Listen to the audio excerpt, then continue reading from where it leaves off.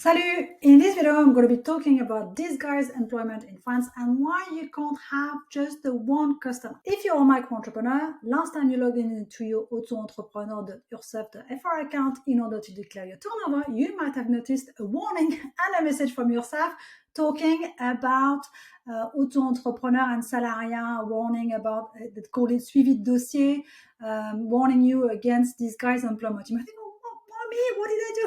I didn't do anything. And basically, there is a campaign at the moment by URSSAF warning micro-entrepreneurs who are pushed to become self-employed where they should be employees. And that's the whole deal about in France, you can't be self-employed and have just one customer. And that applies to micro-entrepreneur, but also to incorporated business. So if you do an incorporated business and you just have the one customer, it would be easy to see that is a disguised contract. So what do we mean? First of all, why are you getting that message from URSSAF? What is disguised employment? Which are the criteria that URSSAF is taking into account? What should you do? And what are the risks involved? First of all, why are you getting that message? J'ai rien fait, c'est pas ma faute. Not me, I didn't do anything. So no panic. This message was sent to all micro-entrepreneurs because URSSAF is aware that in some sectors, some people are being pushed to create their own business in freelance. And also, I think post-Brexit, there are a few people who decided to stay and live in France, and they are invoicing just the one and only customer, which happens to be to their former employer. So it's just a warning from URSSAF to say, okay, those specific industries, be careful. We are aware that there's some disguised employment. And to me, it's also a warning that at some point this year or in 2024, there will be some checks as to some sectors. And basically, it could be all the consultancy work because it could be people who are working for their former employee, the building trade. I'm talking about laborer because in France, we prefer a work contract than a laborer. And it could also in the restaurant trade, sometimes some people are self-employed but actually going to work on site. So you are getting that warning because URSSAF is doing a big campaign to warn people who may not realize they're pushed to be self-employed. And I've had an example, for instance, this week of somebody who was saying, I just want to create this to do this activity. They had no idea it was actually a business behind it. It was a platform forcing them to do it. And they didn't realize they were actually creating a business. So what is disguised employment law? Salariat déguisé. So in France, we have a very strong employment law, and the work contract is pretty much sacred, is very well protected, with employees having specific rights and protection. And therefore, we don't like when people are being pushed to be self-employed when they didn't want it. So disguised employment is basically when an employer is saying to you, oh, we can't keep you, but just go self-employed, invoice us, and that's fine. And basically, all you're doing is working for that one company and nobody else. So it is disguised employment because you've got no level of independence. You keep invoicing just that one customer. Now, which criteria are taken into account by URSSAF? I'm going to show you the letter that was on a customer who's a micro-entrepreneur. So we can look at a few terms that are using, but really we're talking about the level of independence. Are you making your own choices? Are you organizing the work you want, the way you want to do it? And actually, are you actually looking for your own customers? So I'm going to show you the letter. I'm going to have a little French lessons here. So for instance, here it says the statut. So we're talking about somebody who's freelancing. Son auteur prend librement l'initiative de créer son entreprise. So librement is like you've decided by yourself that you wanted to create your business. Il conserve la maîtrise de l'organisation des tâches. So you decide how you're going to organize your work. You're not being told you're going to be doing ABC, you're going to be using this tool. Et du matériel nécessaire. So you also choose whether it's the apps or tool. You choose your own work. You're not logging into a corporate platform to do your work, is you are using your own tool to do the work. Et il s'occupe de la recherche de la clientèle et des fournisseurs. And the freelancer also look for their own customers, and they will also look for their own suppliers. So it's that level of you are independent, you make your own choices, you make your own research. And then they talk about the salarié. Le statut de salarié est caractérisé par le lien de subordination juridique. So like legally, You are dependent from someone, you're not making the decision yourself, you are legally bounded to an organization. L'auteur est contraint de respecter les conditions de travail et les règles établies par son client donneur d'ordre. So you have to comply with the rules established by your employer, and your employer is the one giving the orders. And whenever we're talking about this, usually in a work contract, you might be talking about the number of hours you're working per day, talking about holiday days, you're talking about sickness days. So really, URSSAF, you can see that they're talking about being independent, using your own tools, and looking for your own customers and suppliers, while when you are an employee, you don't make the decision, you're doing what you're told, you're working with the tools from your employer, and that person is the person who's making the final decision, it's not you. And then they go on about, be careful, you're going to be requalified as a work contract. So as you can see, unfortunately, when URSSAF talks about this guy's work contract, they don't talk about what is the magic turnover that you can invoice one customer without running the risks of being under what we call the disguised employment, le salariat déguisé. So I've looked with Impôt, I've looked with URSSAF, there's never been a mention of percentages. But to me, I like, and that's my point of view, so you do what you want, that's more like a rule of thumb. I like the 80-20 rule. 80-20 rule is like, if you have a customer that is taking more than 80% of your time, 80% of your turnover, first of all, it's a risk for you because you lose that one customer, you're going to be in trouble for a month trying to catch up and look for other customers. And really, for anyone who's at 90-95 of the turnover coming from one customer, I would say you're definitely at risk if URSSAF makes a control.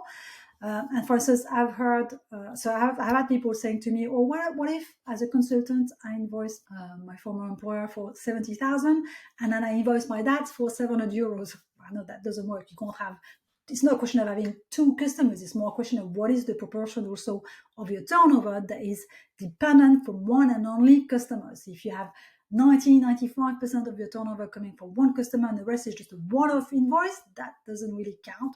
We're looking into the criteria that URSSAF is talking about, which is your level of independency, how you're working, are you organizing your own work, are you finding your own customers. Also, I want to warn you, I know that some of my customers, they mentioned to me that they had a UK, for instance, they had a UK limited, and an accountant advised them to actually set up a micro entrepreneur and invoice the UK company. Big no to me, because basically you're shooting yourself in the foot. You're saying that, okay, I have this UK business, but now that I'm in France and I have the carte de séjour, I have to register micro entrepreneur, and all I'm doing is invoicing my UK company. That's a clear sign, if the UK company is also under your name or your director, that it's a disguised work contract, and they're going to be requalifying this as a work contract. So it's a big risk. If you have a UK company and you're living definitely in France, you want to have a clean cut. Either the UK company works without you because they have employees and you just remain as a director. Either you want to have a brand new entity in France when you're going to be doing that work. If that's where now France is the place where you're working, you want to have a separate entity and not invoice through a UK company. Otherwise, you are the one bearing all the risks. Now, what should you do? So you can guess from what I've been saying so far is basically you want to look for more than two customers, but don't do the 70,000 one and 700 the other. You want to have more than one customer. You want to take action to look for those other customers. And to me, if for now you just have the one customer who's taking a lot of bandwidth because it's a big mission and you just started, you don't really have the time to do more, it's okay, but just keep some time later on to look for other customers. What you also want to do is whenever you have a big contract, you want to have a service contract. So you're writing a contract with this particular customer for the services that you're going to be doing with them, and you base it on mission. What is the mission you're doing? The mission is to deliver this over so many months, and the payments are going to be split over 2-3 times. You don't invoice 4,000 this month, 4,000 the next, 4,000 the one after, because it's just like, why are we keeping charging the same amount? It's more mission-based. This first step of the mission, charging 8,000. Second step of the mission, charging 10,000. You do it this way. When you work on a work contract, never use rules that seems to be referring to an employee. You don't talk about the hourly rate. You don't talk about the number of hours you work per week. You don't talk about holiday days. You don't talk about sickness days. Don't talk about pension scheme, because you're not an employee, you're self-employed. If that's what your the relationship you have with that company, then you need to talk about a work contract. And in that case, that company can hire you with URSSAF. You're an employee of a foreign business, and this is dealt directly with URSSAF and you have a payslip. So you want to have a clean cut. If you have a doubt, just book a call with me and we can talk it through. So really is look for more than one customer. And obviously I can understand that when you start, you may not have more than one customer, but in that case, you keep tracks of the action that you're making, you're doing in order to find more customers. So you might be networking, you might be answering to some tenders that got rejected, it didn't get selected, you're applying for missions, and if those don't go through, that's fine. But if you keep proof, you can say, okay, right, okay, for the last, if you have a control, you say, okay, for the last 6 months, I just that one major company, but it's a big mission that takes all my time. But in the meantime, I did still apply for other mission that did answer to tenders, I just didn't get selected. Okay, now what are the risks involved? In France, we like to protect employment, so the risk is more being found out by URSSAF. So what is the risk of being found out? They tend to target specific industries that are more at risk, which is why some micro-entrepreneurs got that warning. And also it could be somebody tipping you off, somebody who's not happy or competitors. That still happens, unfortunately. And what are the risks involved? So first of all, URSSAF is going to look at your situation, look at your turnover, look at your invoices, and if they can see that all you've done is invoicing just that one company in the UK and the US, they're going to start to think, okay, there's a doubt here. It looks like there could be a level of independence. Then they look at how you've been working. Did you get an independent action into this project? So they look at the rules I mentioned before. If they think that this was disguised employment, what they're going to do is qualify this mission as a work contract, un CDI, contrat à durée indéterminée. So basically they say, okay, the legal contract here is not freelancing, it's an employee, so you are an employee of that business, which means that the business will get a penalty fee, un redressement social, and also because it is requalified as a work contract, what they're going to do is actually charge 42% on top of what you've invoiced, because they say, okay, that was a work contract, so that company didn't pay the employer social charges, so they charge 42% of employer social charges, which is why I mentioned earlier, don't follow the advice of some accountants who actually tell you as a freelancer, if you're a director of a UK company, to set up a micro-entrepreneur in France and invoice your UK company, because you are the one who will be bearing all those costs. If basically you've been invoicing your UK company, URSSAF would say, okay, you are an employee of the UK company, so they charge you 42% on top plus penalty fee. So believe me, you don't want to get there.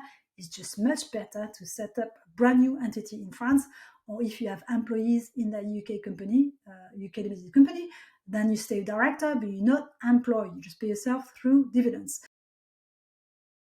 So that wasn't a very funny video. Sorry about that. I do have to warn you of what to be paying attention to. And really in France, salariat déguisé is a big deal. We tend to protect employees. So you want to be paying attention to this, and you want to protect yourself by looking for other customers, keeping proof of the work that you are doing. Voila, if you have any doubts on this or you don't know how to go about it, then you can book a power hour with me and we can see about how you can fix this. À bientôt. Salut.